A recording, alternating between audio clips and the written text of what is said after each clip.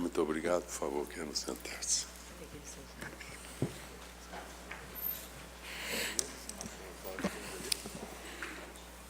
Declaro aberta mais esta sessão da SDI 2 do Tribunal Superior do Trabalho. Cumprimento os eminentes ministros e ministros que a compõem. Estendo esses cumprimentos à Sua Excelência, o Subprocurador-Geral do Trabalho, Dr. José Alves Pereira Filho, aos senhores advogados, servidoras e servidores na pessoa da doutora Adriana, secretária da coordenadoria desta subseção.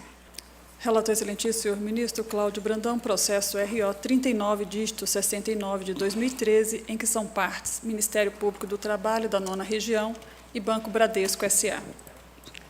Com a palavra, a Sua Excelência, o eminente relator, ministro Cláudio Brandão. Senhor presidente, senhores ministros, senhoras ministras, a matéria é conhecida desta subseção diz respeito a mandado de segurança, que objetiva reformar a decisão que indeferiu a antecipação de tutela, que no caso fica prejudicado por conta de haver sido já decidida a matéria, proferida sentença superveniente em outubro de 2013, o que impõe a extinção do processo em resolução do mérito, razão pela qual assim decido e é como voto, senhor presidente. Perfeito. Assim proponho e é como voto. Doutor Carlos Vinícius, pretende fazer uso da palavra? Registro, senhor presidente, pelo recorrido com poderes nos autos. Consignada a presença do ilustre advogado, doutor Carlos Vinícius Duarte Amorim, indago dos colegas se há algum destaque. Sem destaques, assim se decide a unanimidade. Nós temos o voto do eminente relator, ministro Cláudio Brandão. Relator excelentíssimo, senhor ministro Cláudio Brandão, processo RO 1105, dígito 86 de 2012, em que são partes Geraldo Magela Garcia, Companhia Energética de Minas Gerais e Forluz, Fundação Forluminas de Seguridade Social. Com a palavra, a Sua Excelência, o eminente relator, ministro Cláudio Brandão. Presidente, apesar do voto ser favorável à preferência, em homenagem aos estudantes, faria um breve resumo. Se refere a erro de fato, sobre o qual houve controvérsia e pronunciamento explícito sobre o tema, o que impede o acatamento da pretensão rescisória. A matéria foi examinada, relacionada, nesse caso, ao período de exposição para efeitos intermitente ou esporádico de adicional de periculosidade, ou seja, a matéria foi examinada pelo tribunal, o que impede o acatamento da pretensão rescisória com base na ocorrência de erro de fato. Também nego o provimento da recurso ordinário, senhor presidente, e assim como voto. Perfeito. Há um registro bastante elucidativo de a questão ter sido objeto da inicial, contestada, objeto de impugnação de defesa, examinada pelo juiz. E aí, nesse caso, não há mesmo erro de fato. Doutor Carlos Vinícius Duarte Amorim, consignada a presença, com procuração nos autos, indago dos colegas se há algum destaque. Sem destaques, assim se decide a unanimidade. Nós temos o voto do eminente relator, ministro Cláudio Brandão. Relator excelentíssimo, senhor ministro Emanuel Pereira, processo RO 11.076, dígito 23 de 2010, em que são partes Itaú Unibanco S.A. e Daniel de Santana Oliveira. Com a palavra, Sua Excelência, o eminente relator, ministro Emanuel Pereira. Senhor presidente, senhores ministros, aqui cuida-se de recurso ordinário em mandado de segurança, interposto pelo impetrante, a decisão que denegou a segurança pleiteada.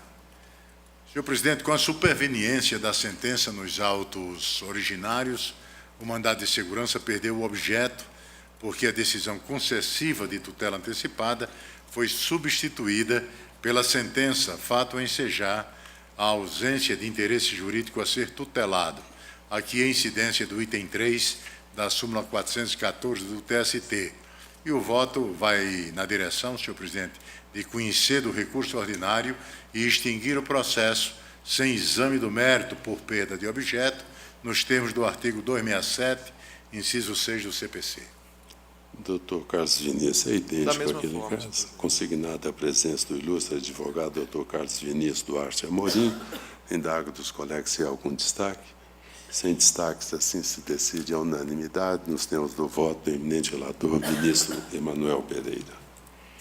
Relator excelentíssimo, senhor ministro Alberto Bresciani, processo RO 13.960, dígito 35 de 2010, em que são partes Mauro do Carmo Freitas e ThyssenKrupp Metalúrgica Campo Limpo LTDA. Com a palavra, Sua Excelência, o eminente relator, ministro Alberto Bresciani.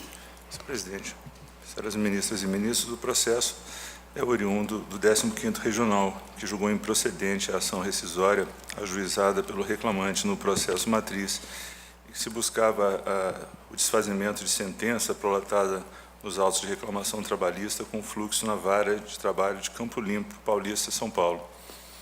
Eu conheço parcialmente do recurso ordinário, senhor presidente, não fazendo com relação à causa de rescindibilidade capitulada no inciso 5 do artigo 485 do CPC, em função da inovação recursal. A ação rescisória veio calcada apenas em erro de fato. E o erro de fato que o autor aponta foi a desconsideração pelo juízo de origem de que não haveria distinção em tempo de serviço e qualidade de suas funções com relação ao paradigma apontado. Também questiona o fato de a decisão rescindenda evocar a reintegração como causa obstativa à equiparação salarial pretendida. Ocorre, como já destacado anteriormente, em voto, em acórdão de relatoria do eminente ministro Cláudio, momentos atrás, a questão foi discutida no processo matriz, de forma que o erro de fato não se caracterizaria.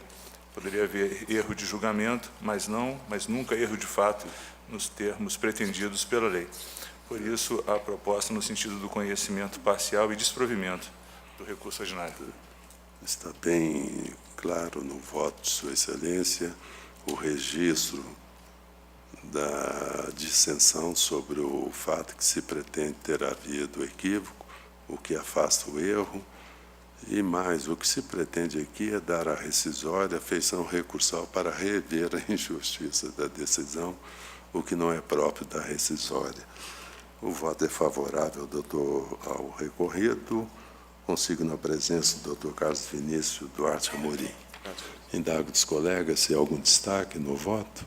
Sem destaques, assim se decide a unanimidade nos termos do voto do eminente relator, ministro Alberto Bresciani. Dr. Carlos Vinícius hoje, presidente, está ganhando todos os WO. Dr. Carlos Vinícius hoje está ganhando todos os WO. Sim, sim. Passo. É um excelente advogado, ele sabe a hora de fazer uso da palavra, sabe quando não convém insistir que a matéria já está, e isso honra bastante a advocacia brasileira. Muito obrigado pelas palavras, senhor presidente. Me deixa bastante envaidecido. Relator excelentíssimo, senhor ministro Alberto Bresciani, processo RO 51.1974, dígito 80 de 2012, em que são partes Marcos Batista de Holanda, Banco do Estado de São Paulo, Banespa, e Banco Santander Brasil S.A. Impedida, excelentíssima senhora ministra Maria Cristina Peduzzi. Com a palavra, Sua Excelência, o eminente relator, ministro Alberto Bresciani. Presidente, o processo é oriundo da 2ª Região, que julgou improcedente a ação rescisória ajuizada pelo trabalhador. Eu conheço do recurso ordinário, há uma preliminar de nulidade do acórdão por negativa de prestação jurisdicional. O rito que se percorre é ordinário, daí a incidência plena do artigo 515, caput, parágrafo 1º do CPC, e a ampla devolutividade.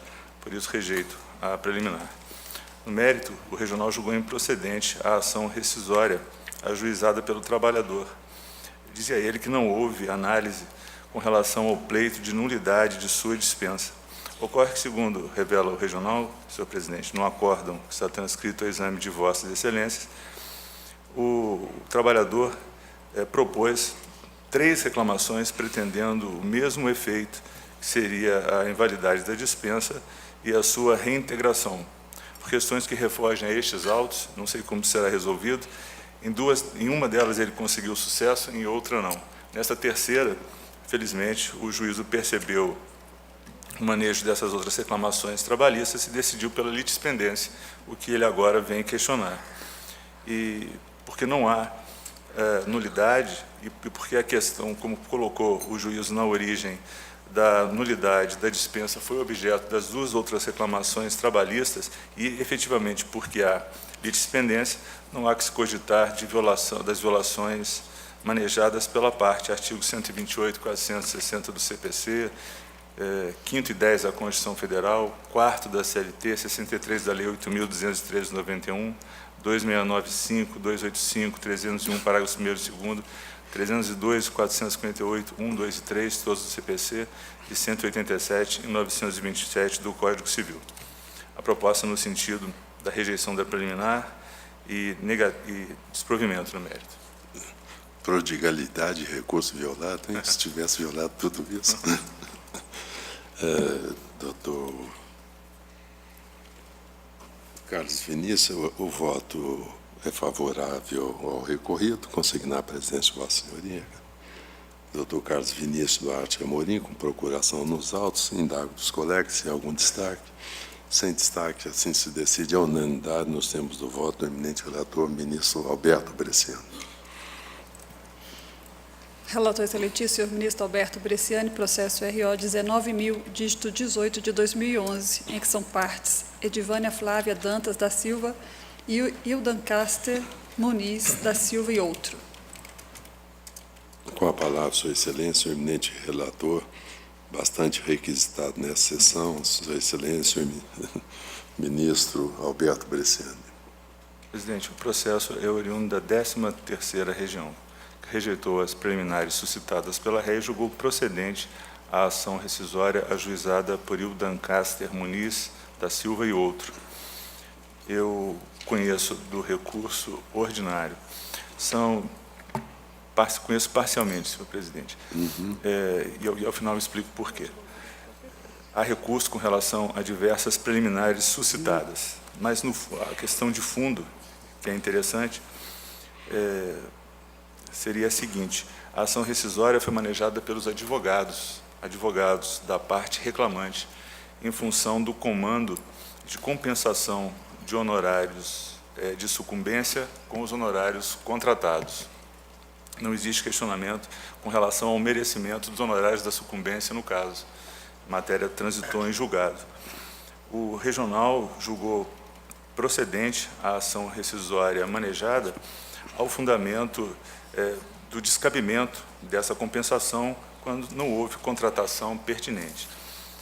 A trabalhadora ré, no caso, manejou diversas preliminares de inépcia da petição inicial por ser juridicamente impossível o pedido em função de substituição da sentença, que não ocorreu no caso, a matéria não foi objeto de recurso, por isso eu rejeito. Renova a preliminar de inépcia da petição inicial por ausência de pedido de intervenção do Ministério Público. O caso não está rolado entre aqueles de intervenção obrigatória do Ministério Público, nos termos do artigo 83 da Lei Complementar 75 de 93, não havendo, portanto, inépcia. Também argui a inépcia por ausência de cumulação de pedido de novo julgamento da causa, que, no caso, em função das disciplinas dos artigos 488.1 do CPC e 494, primeira parte, ambos do CPC, não exigem esta reiteração quando é possível a solução do caso pelo só julgamento da ação rescisória. Por isso, também a rejeição da preliminar. Deferimentos de benefícios da justiça gratuita a autores. A jurisprudência é firme no sentido de que a contratação de advogados por si só não afasta a assistência judiciária, aqui concedida nos termos da Lei 1060 de 50. Rejeito também esta preliminar. Com relação à questão de fundo, senhor presidente, senhoras ministras e ministros, o regional decidiu pelo descabimento da compensação determinada em sentença. Em recurso ordinário, a parte alega violação dos artigos 128 e 460 do CPC, matéria que não foi objeto da decisão e não traz nenhum fundamento com relação aos motivos que levaram a Corte a acolher a rescisória. Daí a incidência da súmula 422 desta Corte, que entende desfundamentado o recurso em tal caso, e por isso, apesar de negar provimento ao recurso ordinário com relação às questões preliminares, eu dele conheço parcialmente, não fazendo quanto à matéria de fundo por este fundamento. Pois não, muito obrigado. Doutor Hildan Caster Muniz, pretende fazer uso da palavra? Não, Excelência.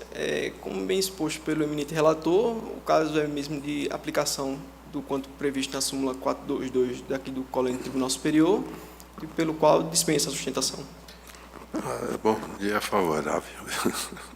Então, consignada a presença do doutor Hildan Caster Muniz Pereira da Silva, indago dos colegas se há algum destaque. Sem destaques, assim se decide a unanimidade.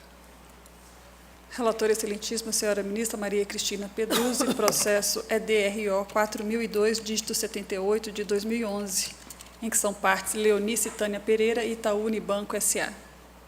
Com a palavra, sua excelência, a eminente relatora ministra Cristina Pedruzzi.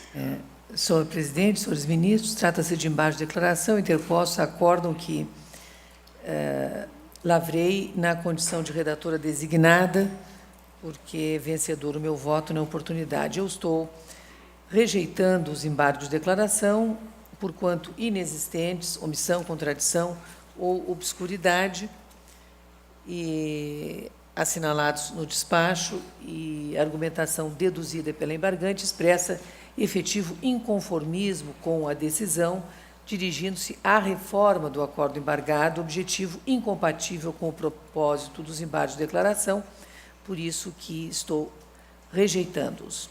Os estou rejeitando. Pois não. Algum destaque no voto, sua excelência?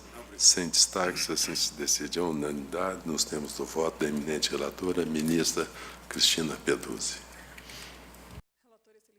Relator excelentíssimo, senhor ministro Alberto Bresciani, processo conflito de competência 9.941, dígito 32, de 2012. Com a palavra, sua excelência, o eminente relator, ministro Alberto Bresciani. Senhor presidente, é um conflito de competência suscitado pelo juiz titular da Vara do Trabalho de Conceição do Coité, Bahia, faço o encaminhamento pela juíza titular da primeira Vara do Trabalho de Itabaiana. E a questão de fundo é a possibilidade de extensão da disciplina do artigo 475-P, parágrafo único do CPC, ao processo do trabalho. Eu conheço do conflito de competência, a regra que se discute é do parágrafo único do artigo 475-P, quando diz que, no caso do inciso 2 do caput deste artigo, o exequente poderá optar pelo juízo do local onde se encontram bens sujeitos à expropriação ou pelo do atual domicílio do executado, caso em que a remessa dos autos do processo será suscitada ao juízo de origem. A subseção tem uma composição nova, nós discutimos essa questão anteriormente, me lembro que foi decidido até por vista de Vossa Excelência, também por divergência aberta na oportunidade em que trouxe a julgamento o conflito de competência 3533-59, julgamento em março de 2012. Em rápidas linhas, a minha posição segue no sentido da inaplicabilidade do preceito, em virtude de haver, no processo do trabalho, regra expressa, que seria a do artigo 877 da CLT, que diz competente para a execução das decisões o juiz ou o presidente do tribunal que tiver conciliado ou julgado originariamente o dissídio. Por isso, senhor presidente, havendo regra aplicável à matéria, aqui trago a doutrina de Estevão Malé sobre a matéria e também precedentes da SDI 2, um de minha relatoria, a que me referi, outro da relatoria do ministro Pedro Paulo Manos, e, por isso, julgo procedente o conflito negativo de competência, declarando a competência da primeira Vara do Trabalho de Itabaiana, para onde serão remetidos os autos, caso prevaleça o voto. Pois não. Algum destaque no voto, sua excelência? Presidente, eu havia destacado este processo em virtude da matéria, como já é resumida pelo eminente ministro relator. E o faço na linha de entender que não há essa incompatibilidade do ponto de vista da aplicação supletiva do CPC, porquanto a execução em si possui caráter itinerante. O próprio magistrado, por exemplo, se expedisse uma carta precatória para a execução de bens em local onde estivessem estes bens e não fossem lá encontrados, o magistrado deprecado remeter a carta para outro juízo, sem que isso se perdesse ou violasse qualquer norma relativa à competência. No caso específico, como bem dito pelo eminente ministro relator, se trata da aplicação do princípio da máxima efetividade da própria execução. No caso específico, o exequente é que tem o interesse em valer-se do processo executório, dos autos do processo executório, e ele próprio diligenciar, como requereu o eminente juiz da execução, a remessa dos autos por via própria, no caso dele, para o outro local onde se encontram os bens. Portanto, apesar da fonte supletiva primeira na execução trabalhista ser, como todos sabemos, a execução fiscal, a meu ver, não vejo incompatibilidade, sobretudo em virtude do interesse maior do exequente em agilizar todo o processo de execução. Por isso, com a devida vênia do eminente ministro relator, embora reconheça os precedentes citados, mas, como bem disse Sua Excelência, em respeito à composição da Corte, que não se posicionou, salvo nesses precedentes de 2010 e 2012 sobre esse tema, eu, com a devida vênia, como dito por mim, divijo Sua Excelência para conhecer do conflito também e julgá-lo improcedente, nesse caso, da competência do juiz da vara de Conceição do Coité. É como voto, senhor presidente. Então, Vossa Excelência conhece também do conflito negativo de competência e entende que a competência é do juízo suscitante. Por não haver incompatibilidade entre a Pois norma nacional. do juízo Suscitante. Suscitante, presidente. porque Vossa Excelência entende que é do juízo suscitado. Muito bem. Como vota a ministra Adelaide Miranda? Senhor presidente, eu vou pedir vista em mesa. Vista em mesa. Ótimo. Vista em mesa, Sua Excelência, a ministra Adelaide Miranda. É o RO 1431, dígito 80. Pois não, ministro Brandão. Aqui, presidente, não é para destacar, ao contrário, não é para divergir, desculpe, ao contrário, é porque se trata de uma matéria de difícil ocorrência, mas é uma lide simulada que o Ministério Público do Trabalho ingressou com uma ação objetivando reconhecer a fraude, em que a ação foi fraudulenta, a indicação de bens com o objetivo de lesar terceiros, e o voto emitido por Sua Excelência vice-relator, nesse caso, reforça a decisão do tribunal e nega provimento do recurso ordinário. Eu apenas destaquei pela sutileza do caso, que envolve o judiciário sendo utilizado para fraudar patrimônio de terceiros. A lide é simulada, inclusive o reclamante disse que havia saldo de comissão não paga de R$50 mil por mês, gerou uma dívida de R$3 milhões. O executado indica o bem à penhora, bem esse que estava gravado com várias outras constrições decorrentes de créditos de terceiros em ações outras ou em procedimentos outros, e a ação objetivou exatamente desconstituir a decisão rescindente, e é mantida pelo eminente ministro relator. Como o caso é de difícil ocorrência e envolve uma sutileza de utilizar o judiciário para fraudar patrimônio de terceiros, eu destaquei, convergindo com Sua Excelência, mas destaquei pela sutileza, pela importância do caso, principalmente na situação em que não é comum, presidente, inclusive o voto destaca isso no regional, que ele tivesse deixado de receber durante 2 anos comissão de R$50 mil por mês, R$52 mil por mês, e não tivesse sequer provocado ninguém. E depois entra com a ação. O acordo é feito logo antes da primeira audiência, no valor de 3 milhões ou 4 milhões, e para garantir não é cumprida a execução, e para garantir essa execução, não é cumprido o acordo, desculpe, se indica o bem, um imóvel que já estava gravado com várias outras penhoras, etc. Então, eu destaquei apenas pela sutileza, presidente. Não, isso é bastante emblemático. Nós, na SDI 2, já tivemos a oportunidade de enfrentar uns 3 ou 4 casos desse naipe. Chega-se a esse absurdo de um suposto empregado entrar com uma ação, fazer um pedido altíssimo, prevalecendo-se do crédito privilegiado trabalhista para se sobrepor aos créditos reais, hipoteca e outras coisas mais. A fraude aqui, a colusão é manifesta, e Sua Excelência, o ministro Alberto Bresciani, é um magistrado que realmente mostra-se muito incisivo, como, aliás, a SDI 2, em casos similares, em coatar essa situação de colusão manifesta. Indago dos colegas se estão de acordo com o voto. Assim se decide a unanimidade, nos termos do voto do eminente relator, ministro Alberto Bresciani, e solicita à Secretaria de Comunicação Social que dê destaque ao voto do eminente ministro. Retorno da vista em mesa, concedida à excelentíssima senhora ministra Adelaide Maria Miranda Arantes, processo em que relator excelentíssimo senhor ministro Alberto Bresciani, processo conflito de competência 9.941, dígito 32, de 2012. Com a palavra, sua excelência, a eminente ministra Adelaide Miranda. Senhor presidente, senhores ministros, eu pedi vista para melhor exame, porque fiquei impressionada com a divergência do ministro Cláudio Brandão e em confronto com a literalidade do artigo 877 da CLT. Mas, melhor examinando, nós temos uma preocupação muito grande com a efetividade do processo em fase de execução.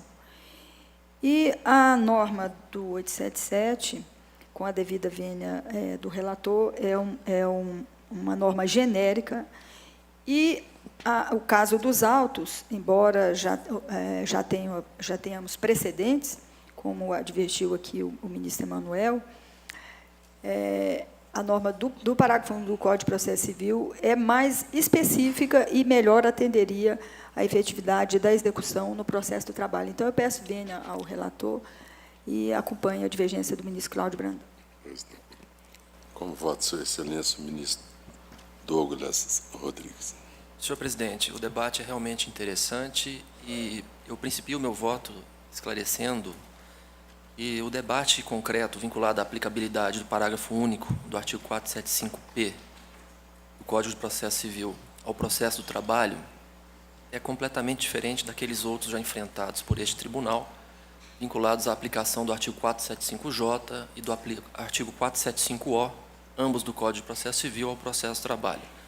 Cuida-se aqui apenas e tão somente de aferir a possibilidade da alteração da competência funcional para a condução do processo de execução. A CLT, no seu artigo 877, diz com clareza, sem dúvida ofuscante, que essa competência incumbe ao juiz ou tribunal que proferiu a decisão que está sendo executada, a decisão que está sendo submetida ao processo de execução, ou à fase de cumprimento propriamente dita. E essa mesma disposição que comete ao juízo prolator a competência funcional para execução está reprisada no artigo 475-P, no seu inciso 2. Ou seja, a CLT e o CPC têm disposição semelhante, fixando a competência funcional para a execução. Ocorre que o parágrafo único, que foi introduzido em 2005, com o escopo de aumentar a efetividade do processo de execução, permitiu a alteração da competência funcional quando o devedor não reside na mesma comarca ou no mesmo juízo perante o qual se processa a execução, ou quando os bens do devedor se situam em outra comarca ou em área jurisdicionada por outro juízo. Nessas situações está franqueada, por força da lei, a alteração da competência funcional para execução. E a CLT é omissa, não traz nenhuma regra que faculte essa alteração de competência funcional.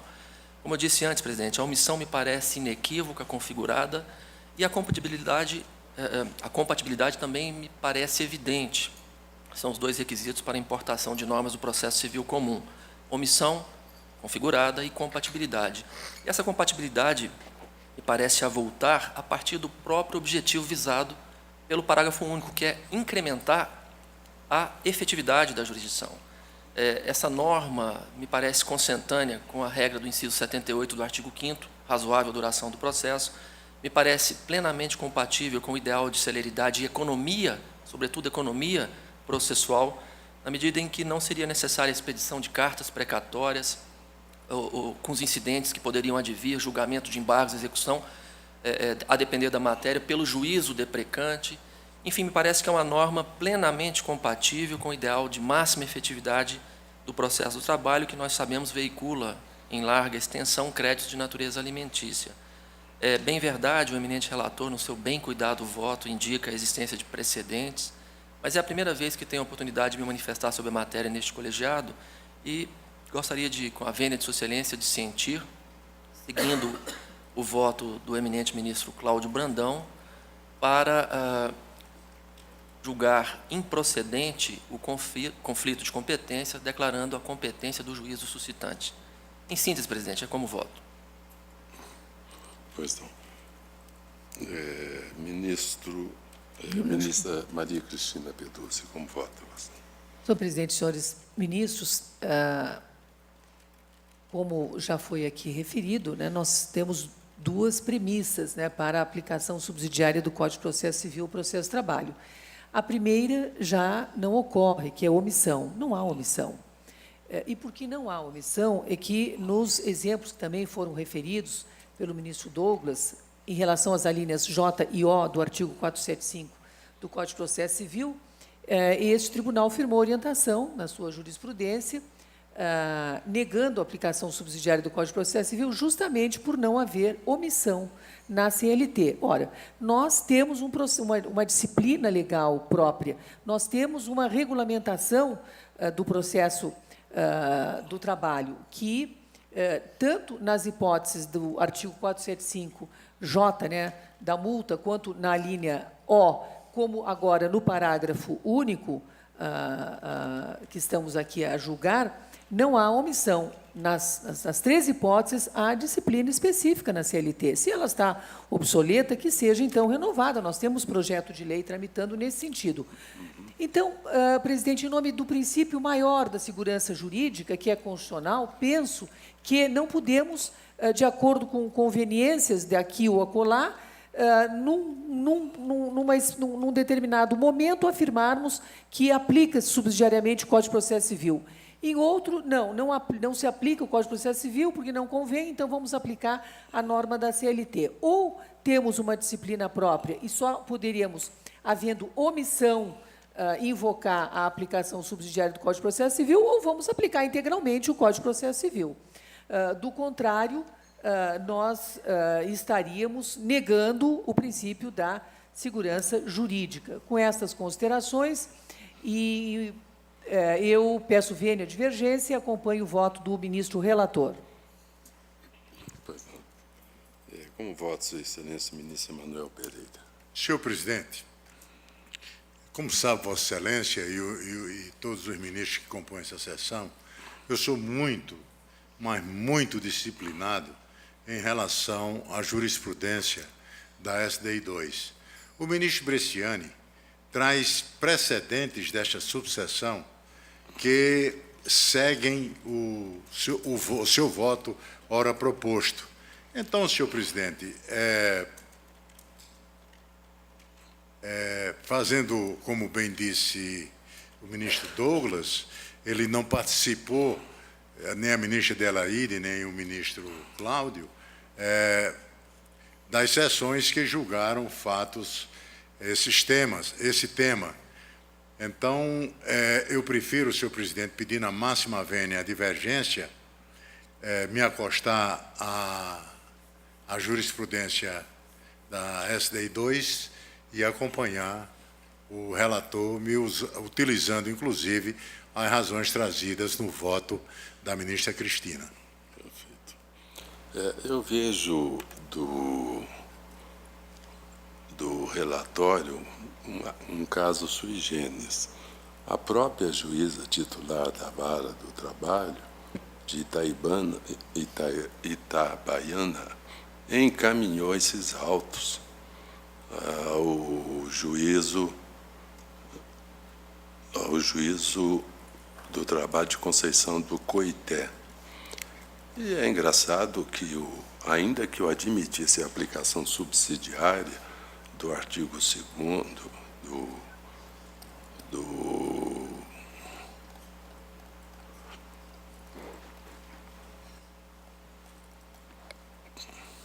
do parágrafo único, veja que ele diz: o exequente poderá. Ele não diz que o juiz poderá. E quem tomou a iniciativa foi o juiz, fora do regramento do próprio parágrafo único. Aí vem o Ministério Público para tentar ajeitar uma situação manifestamente ilegal, porque o juiz não tinha essa prerrogativa, secundou a iniciativa do juiz. Então, ainda que eu aplicasse subsidiariamente, o juiz não tinha a prerrogativa de mandar o encaminhamento. Então, não pode aqui, ainda que eu admitisse, mas não admito. E por uma razão muito clara. O CPC, quando inova, é interessante, inova não sei para que sentido. Se se faz essa remessa para o juiz, onde tem bens ou onde o executado tem domicílio, a pedido do exequente, e aqui não houve pedido do exequente, foi o próprio juiz quem tomou a iniciativa, então não se enquadra no parágrafo único. É interessante porque quem vai julgar depois embargos à execução ou embargos de terceiros, se houve indicação? Ora, ele não tocou a execução, não tocou o processo de conhecimento, ele tocou a execução, daí a pouco, comodamente, fala, olha, vai para você, agora você julga tudo isso. E nós aqui ainda temos a regra de que o juiz competente para a execução é o juiz competente para a ação. Ou seja, aquele que processou a fase de conhecimento é competente para a execução. A omissão, porque não se agregou essa possibilidade de a parte pedir, não, isso não é omissão. Isso é o que eu chamo de silêncio eloquente.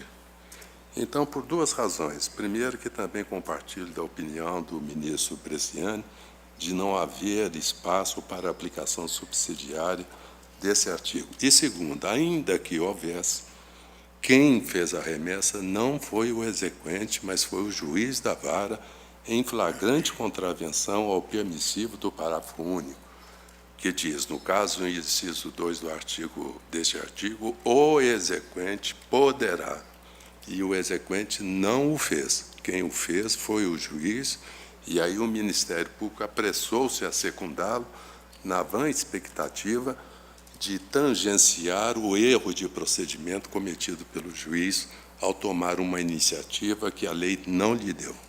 Então, pedindo todas as vezes a divergência, também acompanho o eminente relator e proclamo que, por maioria de votos, prevaleceu o voto de Sua Excelência, o eminente relator, ministro Alberto Bresciani, vencido Suas Excelências, ministro Cláudio Brandão, Delaide Miranda e Douglas Rodrigues. Assim se decide. Relator excelentíssimo, senhor ministro Douglas Rodrigues, processo RO 810, dígito 50 de 2011, impedida excelentíssima senhora ministra Maria Cristina Peduzzi. Com a palavra, Sua Excelência, o eminente relator Douglas Rodrigues. Senhor presidente, o caso envolve uma matéria sem maiores dificuldades, a hipótese é de perda superveniente do interesse processual, e por isso estou votando pela denegação da segurança. Perfeito. É esse o voto em síntese, presidente. Algum destaque no voto, Sua Excelência? Sem destaques, assim se decide. À unanimidade, nós temos o voto do doutor relator, ministro Douglas Alencar Rodrigues. Retorno de vista regimental concedido ao excelentíssimo senhor ministro Cláudio Brandão, em que é relator excelentíssimo senhor ministro Hugo Scheuermann. Processo RO 3.349, dígito 61 de 2010. O excelentíssimo senhor ministro relator, acompanhado dos excelentíssimos senhores ministros Ives Gandra, Emanuel Pereira e Delaide Miranda Arantes, votaram no sentido de preliminarmente rejeitar a nulidade processual por negativa de prestação jurisdicional do acórdão dos embargos de declaração e, no mérito, dar provimento ao recurso ordinário para absorver a recorrente da multa por embargos de declaração tidos por procrastinatórios e para julgar improcedente a presente ação rescisória, restando prejudicado o exame do recurso nos demais tópicos. Não participaram do início do julgamento, excelentíssimos senhores ministros Barros Levenhag e Maria Cristina Peduzzi. Não participa deste julgamento, excelentíssima senhora ministra Delaide Miranda Arantes, impedido excelentíssimo senhor ministro Douglas Alencar. Então, não tem quórum? Ah, já tem voto aqui. Hugo Scheuermann já votou, Ives Gandra, Manuel Pereira, Delaide Miranda. A Dora Maria. Adelaide não vota, né? Então, com a palavra, Sua Excelência, o visitor, o ministro Cláudio Brandão. Presidente, eu voto com o relator. Examinei esse caso, foi da questão da desefeita sentença declaratória de interdição. Perfeito. Mas a matéria foi objeto de debate na ação rescisória, fixadas as premissas fáticas que não se mostra possível de alteração na via rescisória. Também voto com o eminente relator, senhor presidente. Como vota a ministra Maria Cristina?